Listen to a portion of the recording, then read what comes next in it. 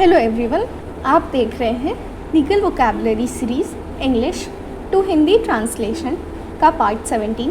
पिछले पार्ट्स में हमने कुछ इम्पॉर्टेंट लीगल वर्ड्स को सिंपल एंड क्लियर एग्जाम्पल के साथ समझा था। आज के पार्ट 17 में हम कुछ नए 5 वर्ड्स जो legal exams, court discussions and general understanding में हेल्प करेंगे वो समझेंगे। तो आज के 5 वर्ड्स हैं beneficiary, brief, capital punishment, case law and cause and fact. तो चलिए शुरू करते हैं हम अपने पहले वर्ड से, जो कि है बेनिफिशरी। बेनिफिशरी का हिंदी में मतलब होता है लाभार्थी।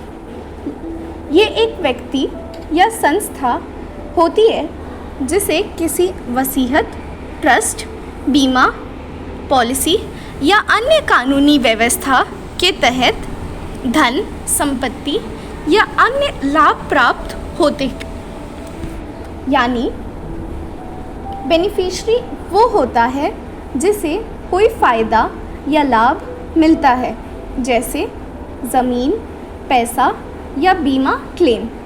ये फ़ायदा उसे सीधे सीधे किसी और के द्वारा दिए गए ट्रस्ट या वसीयत के ज़रिए मिलता है। अब बेनिफिशरी के कुछ कैरेक्टरिस्टिक्स हैं, यानी विशेषताएं। तो पहला है, लाभार्थी को लाभ प्राप्त करने का कानूनी अधिकार होता है। दूसरा, वसीयत या ट्रस्ट में स्पष्ट रूप से लाभार्थी यानी बेनिफिशरी का नाम लिखा होना चाहिए।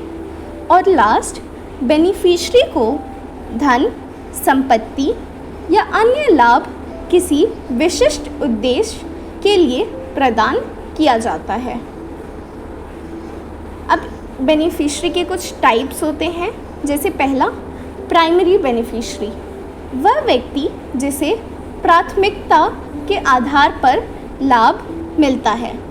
दूसरा, कंटिंजेंट बेनिफिशरी, वो व्यक्ति जिसे लाभ तभी मिलता है जब मुख्य बेनिफिशरी उपलब्ध ना हो।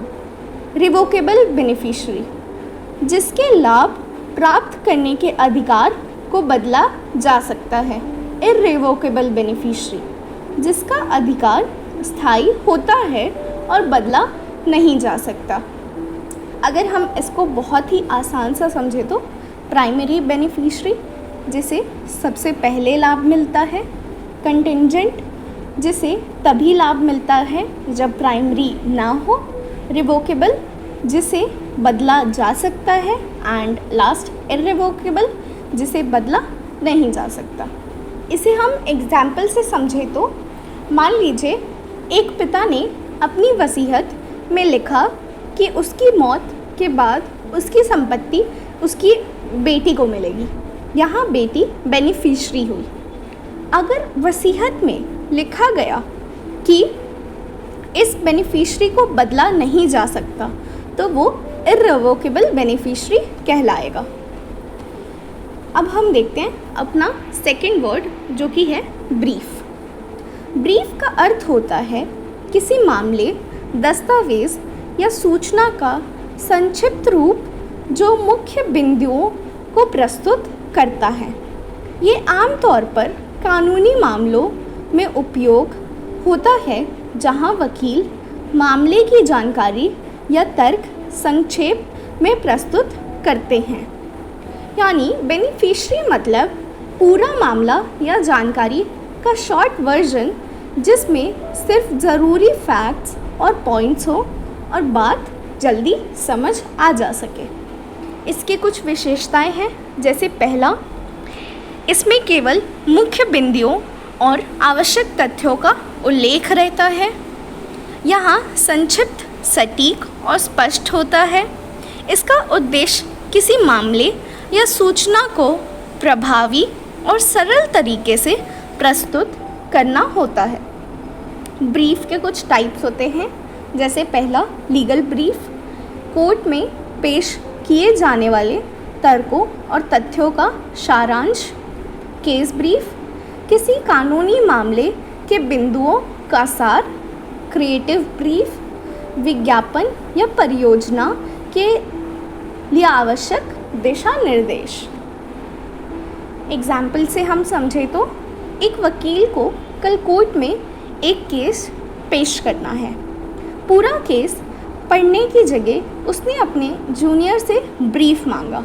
जूनियर ने एक पेज में केस के फैक्ट्स, इश्यूज़ और कानून के पॉइंट्स एकदम साफ तरीके से लिख के दिए ताकि वकील उसे झट से पढ़कर समझ सके। यही ब्रीफ होता है, मतलब लंबी चीज़ों को संक्षिप्त में और टू दी पॉइंट लिखना। अब हम देखते हैं अपना तीसरा वर्ड जो कि है कैपिटल पनिशमेंट। कैपिटल पनिशमेंट को हिंदी में कहते हैं मृत्यु दंड या डेथ पेनाल्टी। एक ऐसी सज़ा है जिसमें अपराधी को उसके अपराध के लिए मृत्यु की सज़ा दी जाती है। यानी जब किसी अपराधी को उसके अपराध के लिए फांसी दी जाए तो उसे कहते हैं मृत्युदंड या डेथ पेनाल्टी। अब कैपिटल पनिशमेंट के कुछ सेक्शंस हैं, जैसे पहला सेक्शन 121 ऑफ आईपीसी, देश के खिलाफ युद्ध छेड़ना।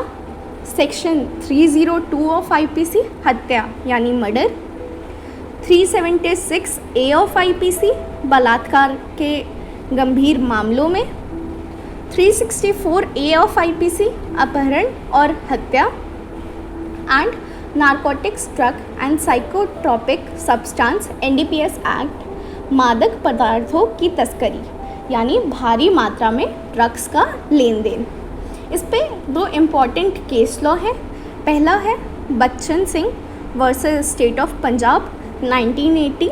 सुप्रीम कोर्ट ने इसमें rarest of the rare cases का सिद्धांत स्थापित किया था। एंड हमारे पास दूसरा केस है निर्भया केस 2012, जिसमें दिल्ली सामूहिक बलात्कार मामले में दोषियों को मृत्युदंड दिया गया था। इसको हम एक एग्जाम्पल से समझे तो एक व्यक्ति ने एक मासूम बच्ची के साथ बहुत घिनौना काम किया और बहुत गंदा अपराध किया। केस कोर्ट में चला, सबूत मौजूद थे और जज ने इसे rarest of the rare case मानते हुए मृत्युदंड दिया, यानी अब उसे फांसी दी जाएगी। यही कैपिटल पनिशमेंट होती है। अब हम देखते हैं अपना चौथा वर्ड जो कि है केस लॉ। केस लॉ का अर्थ है न्यायालय द्वारा दिए गए निर्णय जो भविष्य के मामलों के लिए नज़ीर यानी प्रेसिडेंट का काम करते हैं।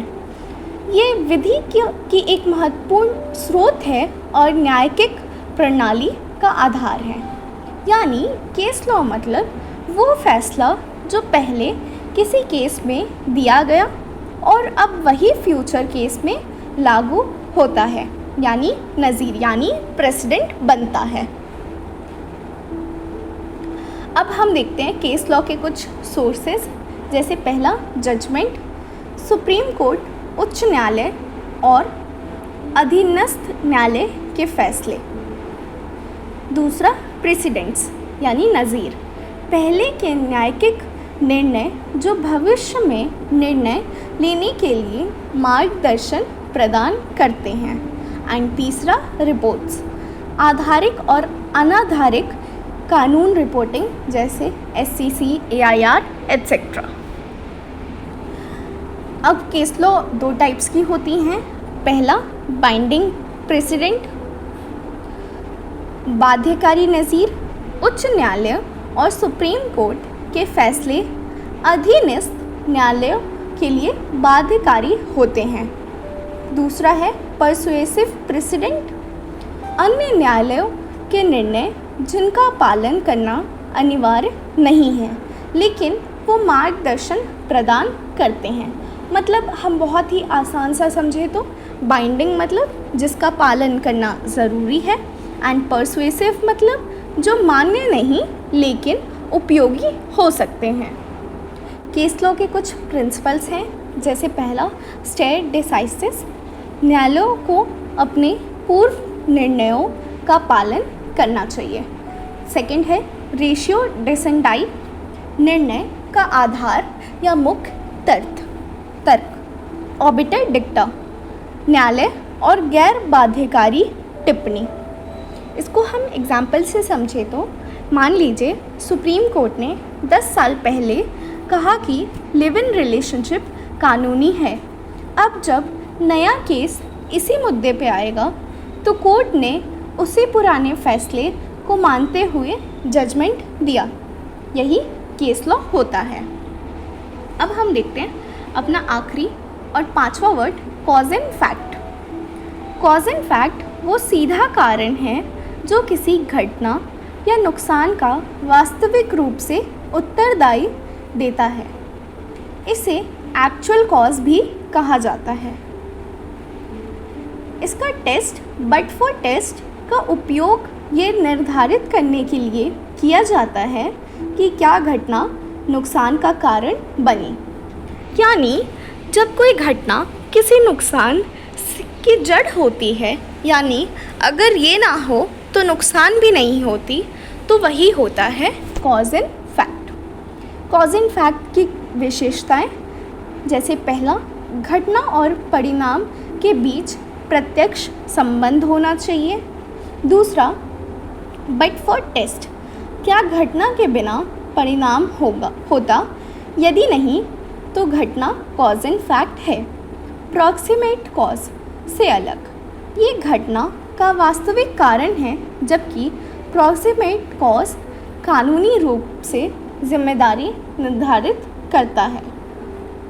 इस पे एक इम्पॉर्टेंट केस लॉ है, Barnett versus Chelsea and Kingston Hospital 1969, जिसमें फैक्ट्स ये थे कि डॉक्टर ने मरीज़ का इलाज करने से मना कर दिया और मरीज़ की मृत्यु हो गई। निर्णय यानी जजमेंट ये निकला कि डॉक्टर की लापरवाही कॉज एंड फैक्ट नहीं थी, क्योंकि मौत इलाज की कमी के बजाय जहर के कारण से हुई थी। मतलब डॉक्टर की लापरवाही नहीं बल्कि जहर असली कारण था। एग्जाम्पल के लिए, एक व्यक्ति ने जहर पी लिया, वो अस्पताल गया लेकिन डॉक्टर ने इलाज नहीं किया। थोड़ी देर बाद व्यक्ति की मौत हो गई।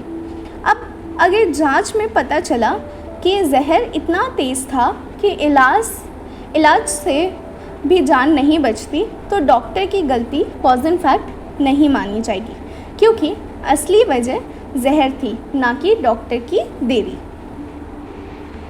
तो दोस्तों, आज के पार्ट 17 में हमने 5 इम्पॉर्टेंट लीगल वर्ड्स समझा। पहला, बेनिफिशरी, लाभ पाने वाला। दूसरा, ब्रीफ, कानूनी सारांश। तीसरा, कैपिटल पनिशमेंट, मृत्युदंड। चौथा, केस लॉ, नज़ीर।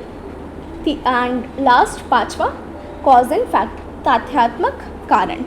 ऐसे ही और टर्म्स के लिए जुड़े रहिए लीगल वोकैबुलरी सीरीज़ के साथ। लाइक, शेयर और कमेंट ज़रूर करें। एंड तब तक मिलते हैं हम पार्ट 18 में। Till then, thanks for watching.